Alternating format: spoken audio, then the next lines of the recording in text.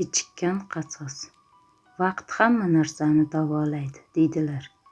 Ammo ba'zan yillar changi ostida ko'milgan alam va adolatsizlik hissi unutish o'rniga battar kuchayib boradi. Xo'sh, orada o'nlab yillar o'tib, o'tmishning sovuq nafasi bugungi kun tinchligini buzsa, uni to'xtatishga kimning kuchi yetadi?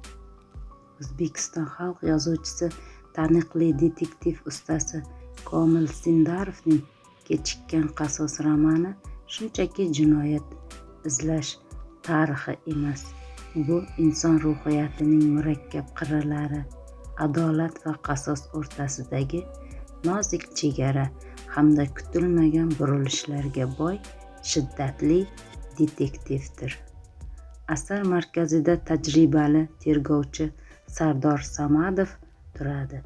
U zanjir kabi bir-biriga bog'lanib ketgan, bir qarashda mutlaqo yechimsizdek ko'ringan sirli jinoyatlarni fosh etishga kirishadi. Har bir dalil, har bir guvohlik va hatto kichik bir detal ham o'tmishning quyuq pardasi ortida yashiringan dahshatli haqiqatga ishora qiladi.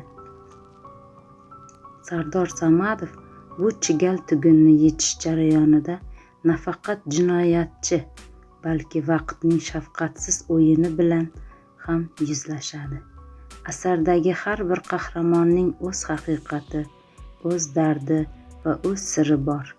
Ammo adolat tarozisi qaysi tomonga og'adi? Yillar ortidan kelgan qasos o'z nishonini topadimi yoki adolat tantana qiladimi? Kechikkan qasos bu kitobxonni har bir sahifada tarang hayajonda tutib turadigan, so'nggi nuqtagacha sirni boy bermaydigan nodir asardir. U sizni har bir harakatning oqibati va insoniy tuyg'ularning kuch haqida chuqur o'ylashga majbur qiladi. Haqiqat hech qachon kechikmaydi.